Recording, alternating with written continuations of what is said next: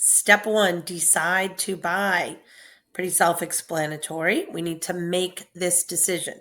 And as we discussed before, one of the biggest decisions that you'll ever make in your life. It's a huge financial commitment, a huge emotional commitment, like we discussed, and lots of factors that go into it. Flipping over to our next slide here. Home buying fears. Lots of those around. Okay, let's go through this list. Move myself over here.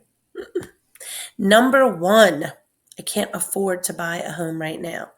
Certainly, financial considerations are relevant, and you have to take that into account. No one wants to be what we call house poor, right?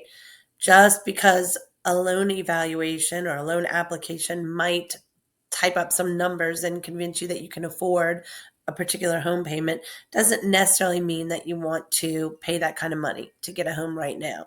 So financial situation is definitely one thing to consider, although keeping in mind that there are so many programs that exist to help buyers to achieve their home owning dreams, especially if you're local to where we are right now, which is Louisiana. There are programs that exist that require zero down payment. We have rural development loans, lots of options for people who maybe don't have their finances in the exact right order just yet. And we'll hear from one of our preferred vendors a little bit later on in this series to talk to you some more about those kinds of programs. Biggest takeaway here is do not let your fears about finances hinder you from pursuing home ownership. There are entities that exist to help homeowners at every single financial level. There are credit repair programs that you can enter into. Finances do not necessarily need to stop you, maybe delay you for a little bit, but we can help with that. So don't let that fear be the one that keeps you away from owning the home of your dreams. Number two, I should wait until the market gets better. This is one that we deal with on a daily basis. I would have to say the number one question you get asked as a realtor is, what's the market look like? Is it a buyer's market? Is it a seller's market? And the one thing that we say most often to our buyers is, what is your situation, your personal individual situation? That counts so much more, unless, of course, you're a real estate investor and you're doing this simply for financial benefit. Your personal situation is what should dictate whether you are ready to buy a home right now. Markets fluctuate, they constantly fluctuate. You never know what life's going to throw at you in the next couple of years. None of us do. We don't always know what the market's going to do. There are experts out there predicting it every second of the day, but oftentimes they get it wrong. So, yes, pay attention to the market without a doubt. Noel does a Monday Market Minute every single week to alert people about what's going on in our local market. And there are national experts that do the very same thing. The market is important, but don't be afraid of it. Don't let that get in the way of whether or not you are ready to buy a home. Number three, I don't have the money for a down payment. Certainly can be a real issue. However, going back to number one, I can't afford to buy a home right now.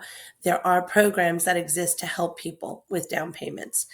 Sometimes it's a lot less money than you think that you'll need in order to buy a home. There are even programs that are zero down payment loans.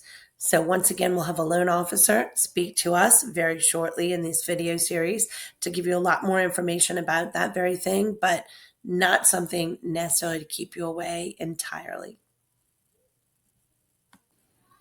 Number four, I can't buy a home because my credit is bad. Just like we mentioned in number three, you'd be surprised sometimes at the credit limits. We think that we need stellar credit to qualify for a loan. Not always the case. And it's also a lot simpler than you might think to repair that credit. These loan officers that we work with are experts at helping people to get their credit in the shape that's needed in order to qualify for a loan. The other thing you need to consider is credit matters across the board, even in renting. We help a lot of renters find properties as well. And it's the same issue. The difference is once you own your home, once you have that loan, never need to worry about that again. No one's going to kick you out of your house because you have bad credit. However, if you're looking for a rental, that could become a real issue. So let's keep in mind that home ownership does provide us with a level of security that renting won't. So don't let the credit scare you away. Number 5, I can't afford to buy my dream home. Don't let that scare you from buying a home. The dream should be home ownership, not a particular version of a house. Because I can tell you one thing, your dream home today will not be the same as it will be 5 years from now. So get a home, get into something. Homes can be sold, you can upgrade, you can keep that home as a rental property, as an investment later on down the line. And who knows, once you get into that home, it could even become your dream home with just a few small concessions. You never know. Number 6, I should wait until I'm certain about my domestic future. Who knows? Mrs. Right, Mr. Right might come along. Maybe they don't want to live in this house. Maybe they don't want to live in this state. And then I'm stuck. Everyone should wait to buy a home until they're completely settled. Not very true. There are young people who are qualified to own a home, excellent credit, made good financial decisions, have enough money for a down payment, but they put it off because they think they need to wait until their life is settled. Life is never settled, not entirely. Buy the house, make the sound financial investment. If the person comes along that you want to change your life over, that person is going to either agree with you to stay where you are or agree with you to sell that house and move along. Buying a home is almost always a wise financial investment. Don't make it dependent on what your situation is. Last but certainly not least, I should pay off my student loans before I buy a home. The money that you are possibly throwing away on rent in the meantime could pay off those student loans. So don't let that stop you. I didn't pay off my student loans until are they paid off? I'm not even sure. Get into the house. Again, almost always a wise financial investment. Sure, pay the loans off. However, save the money on rent. Remember, renting 100% interest.